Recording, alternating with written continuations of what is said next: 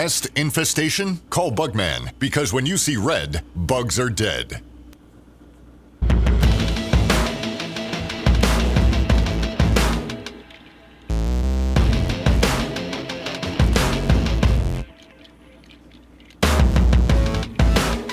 All right, it is Monday, the 13th of October.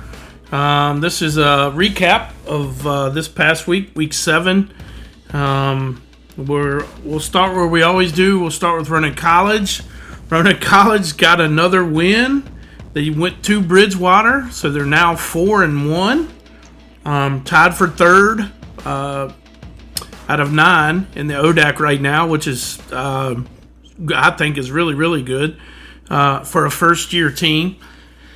Now, it gets a little bit harder for them. They have Shenandoah this week. Then they have Hampton-Sydney. Then they have Guilford. And then they have Washington and Lee. They were 4-1 now. I would think that Averett is a win unless injuries occur. That puts them 5 wins. Guilford seems to be something that they can win. So that would be 6 wins.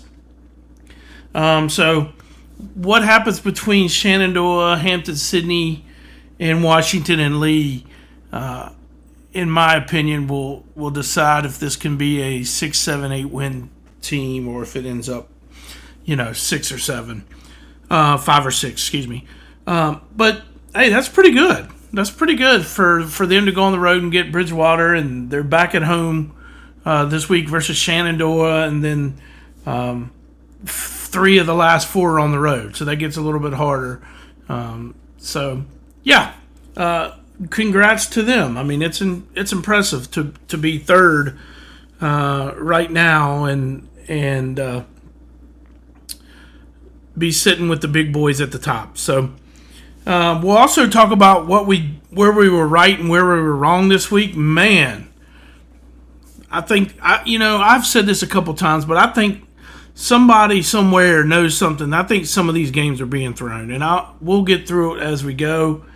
Where we were wrong was Arizona playing BYU, and this was a very close game, but I don't know if anybody paid attention to this, but they got suspended for weather for over almost 2 hours. So they were midway through. Arizona's playing good. In fact, Arizona was up, I believe, when this thing got suspended, or maybe BYU had just scored, but they never got it back after that.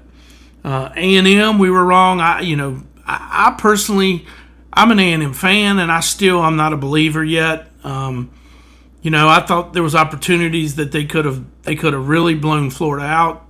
They didn't, but I also didn't see the Florida that I saw the week before.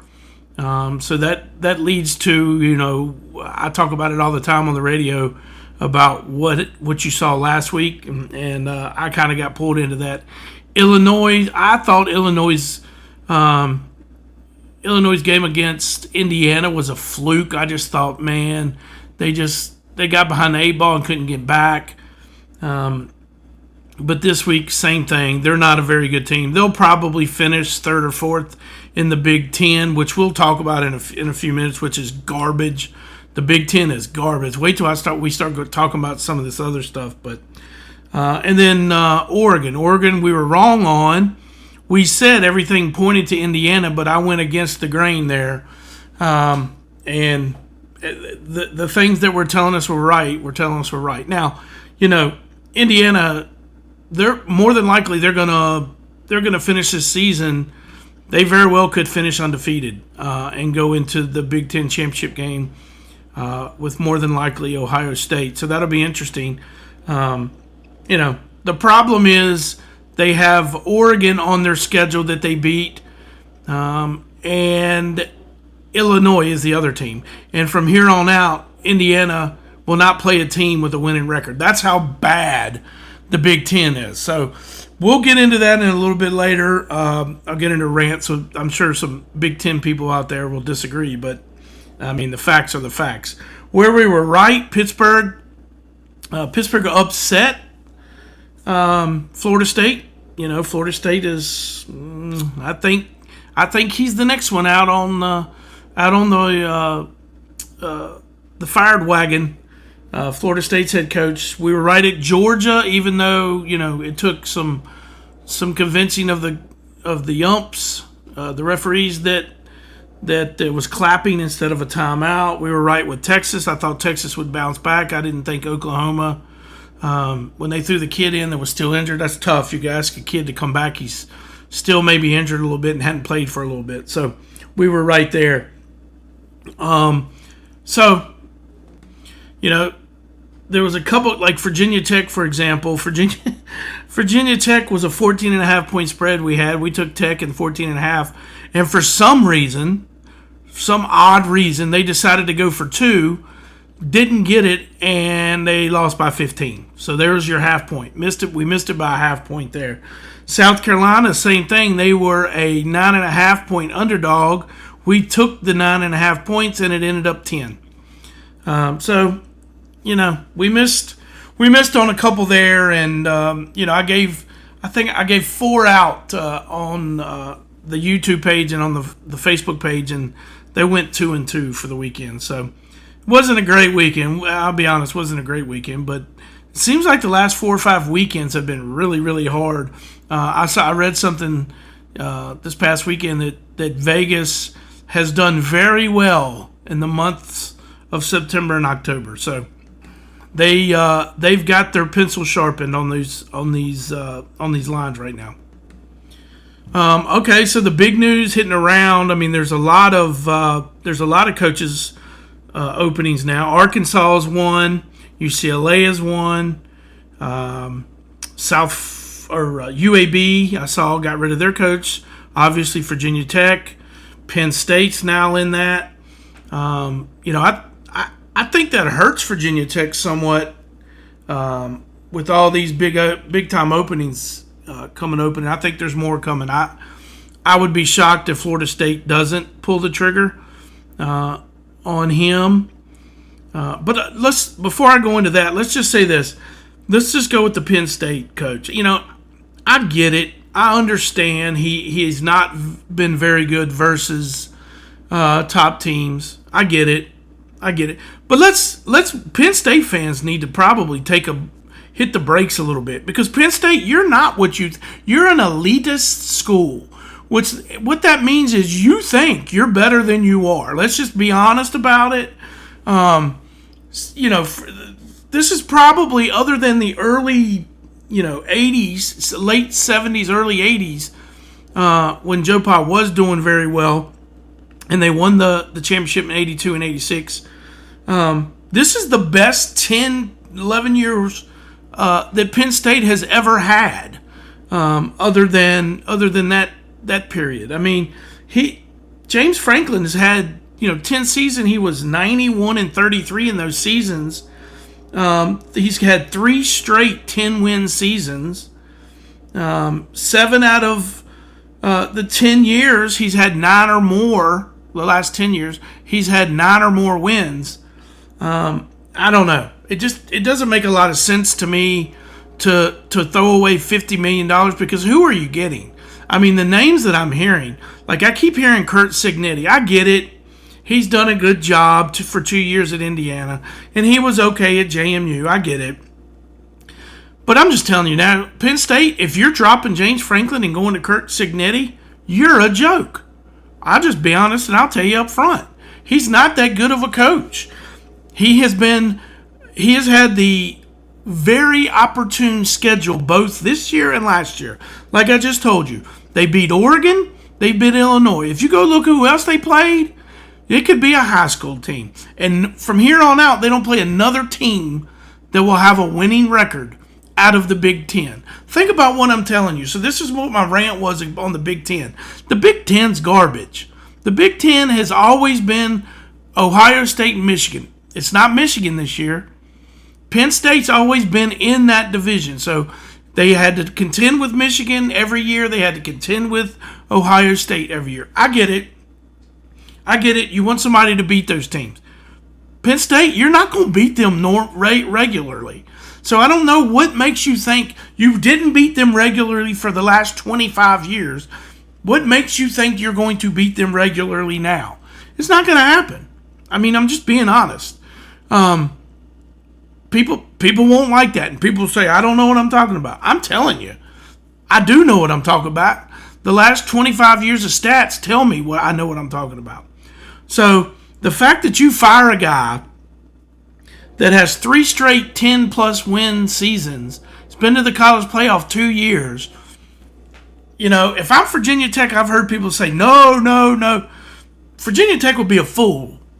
You're a fool if you're Virginia Tech and you're saying, no, you don't want him. Okay? Because you haven't had a 10-win season in I don't know how long. I mean, you had one 10-win season. I don't know. He's ruled Virginia since 2022, he's had 8 of the top 10 recruits in Virginia. Virginia Tech's only had 14 times in the history of Virginia Tech have they had double-digit win season. 13 of them come between 95 and 2011 with Beamer. Other than that, there haven't been. I would run to James Franklin and beg him, not ask, beg him to be the coach. Because that would be a really good thing for Virginia Tech. Because I'm just telling you, Virginia Tech, you're going to get into a position. If Florida State opens, Arkansas is already open, UCLA's open, Penn State's open. If Florida State opens, look, every time there's an opening, you're going to start falling down the totem pole with these coaches. And that's not where you want to be. I just saw today that they're not talking about, they've all signed NDAs now at Virginia Tech for Babcock and for the Board of Visitors, so that they're not going to talk about how they're going to go about their business. Which, okay, I get it. You want to be silent about it, but to me, that's shady. Like, first of all, I don't know these people that are on this board. We haven't really talked about that much, but you got people from IBM and people from these CEOs that are on this board that are hiring this coach. Why are you doing that? Like, that don't make any sense. Like, I don't know. I'm not going to get into a big rant. I did rant a little bit, but I just think Penn State needs a reality check. You're an elitist school. You think you're better than you are, and you just fired a guy who's probably the second most successful coach that you've ever had in your career or in your the history of your program. They've had 3 double-digit win seasons. Now, look, I get it. You shouldn't lose to Northwestern. I understand that. You shouldn't lose to a UCLA team. I get that. I understand that. But maybe you make him make changes before you fire him. I don't know. It just seems pretty quick, and everybody's really quick to fire people. Let's keep in mind, there's only 3 coaches right now that have won a national championship that are actually coaching. So it's not like it's not like every Tom, Dick, and Harry has a national championship out there. So the fact that Penn State is out here firing people that are winning, 10, 11, 12 win seasons, having 10, 11, 12 win seasons, is crazy to me. Even more crazy is that his name gets thrown around by people at Virginia Tech, and people at Virginia Tech's like, no, don't do it. I don't know what you're expecting, but you're not going to get anything better than what he's been thus far. That's my take on it. People can call me crazy, people can comment on it all they want, but I'm just, facts are facts. Virginia Tech, you haven't had really any 10-win season since Beamer left. This guy's got 7 of the last 10 years. Penn State, after, even when Joe Pa at the end of his career, he wasn't burning up the win records either. Then you finally find a guy that can, 1 or 2 wins, and that changes. 1 or 2 things in a game, that changes. He could have, he could have a national championship by now. I don't know.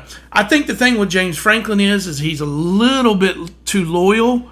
I didn't think Drew. I still don't think he's gone for the season. The quarterback Drew. I didn't think he was that good. If you listen to anything I said, even in the preseason, I didn't think he was very good. But I understand. I understand why you fire him. I just don't. I don't agree with it. Just based upon the productivity that he's got. So, we look forward to week 8. Let's talk a little bit. This is a little bit of a rant. I mean, I know I've been on Penn State a little bit and Virginia Tech, but this is a rant on the Big Ten overall. I mean, Big Ten, you're terrible. I mean, you're absolutely terrible. Let me just tell you, this is this week's games in the Big Ten. Rutgers at Purdue. Boring. Minnesota at Iowa. Boring. None of those are ranked, by the way. Wisconsin at Oregon. Boring. Okay, Oregon will bounce back. Illinois at Washington. Who cares? Who really cares? It's out on the West Coast. Who cares? UCLA at Indiana. Now, that might be a good game just because UCLA's played well the last couple of weeks, but they got to travel to Indiana. Probably not. Michigan at Michigan State. That once mattered. It hadn't mattered for 8-10 years. Northwestern at Nebraska. Who cares? Who cares? That's where I'm going with this. That's the Big Ten's That's the Big Ten schedule this week. What I just read to you. That's terrible. I'd rather watch the Blue Ridge District in high school football than I would watch those 7 games. That's just terrible. And the people, they want to talk about how the Big Ten is just as good. Look, stop. Stop right now. Because if I read off the SEC schedule, or at that case, I can read off the ACC schedule or the Big 12 schedule, and they're all 3 better than what the Big Ten's putting out out this week, week 7. Well, week 8, 7 or 8, whatever it is. So I don't know. This is kind of I don't know. It seems I didn't want it to be into a rant, but it is kind of a rant. Like we gotta stop with the Big Ten is superior. Yes, they have Ohio State. Ohio State has been carrying that for quite a while. Now Michigan come through and got a national championship 2 years ago. I get it. They cheated their ass off to get it, but yeah, they got it. They had a guy stealing, and now the coach can't coach for 10 years and all, but it's okay. Don't worry about it. We're still giving the championship. I don't know. To me, step up, Big Ten. Step up and start playing some people. And I would tell the Big Ten commissioner, hey, why don't you do a little bit better scheduling of your teams? I mean, you're going to have Indiana play. Well, in fact, if you look at the entire, 3 or 4 or 5 teams that are at the top of the Big Ten, the rest of the year they might play 1 or 2 team with a winning record. Now you go to the SEC, they've got all but 1 that's going to be against a team with a winning record. The Big 12, most of them are playing at least 3 or 4 teams with a winning record. ACC, that's probably 50-50, but I don't know. That's my rant on the Big Ten and Penn State and the firing of James Franklin. I don't know who you're going to get that's better. Penn State there's nobody out there that's in tune. He was doing a very good job in the portal. He was doing a very good job of recruiting outside of the area. He just he could not win those big games. I get it. But who are you grabbing now that's going to beat 2 or 3 top 5 teams every year? Like, I don't know that there's a lot of people out there doing that. Yet Nick Saban did. And Kirby Smart did for a little bit. Other than that, and it's not happening. When Dabo was doing it, he was doing it in the ACC. He maybe have knocked off 1 top 10 team. Other than that, he wasn't doing it. So, Penn State, I think you made a mistake because you're not going to get anybody as good, especially if they're going to go out and hire Rule or Signetti or somebody like that. Not unless you grab some big name from the pros. And then Virginia Tech, man, I would run. I would be at James Franklin's doorstep right now. You don't have to pay any type of exit fee for him. He's getting $56 million from Penn State to leave. I don't know. I think it would be a good fit for Virginia Tech. I really do. Anyway, that's done. I'm 20 minutes in this. Didn't mean to rant. We'll get you later in the week. Get you ready for this weekend coming up. Talk to you. Heathens Kettle Corn and Mobile Grill. You can find them at Dr. Pepper Park, local Roanoke events, and also now doing fundraising with teams, organizations, churches, etc. Find them on Facebook, Heathens Kettle Corn and Mobile Grill.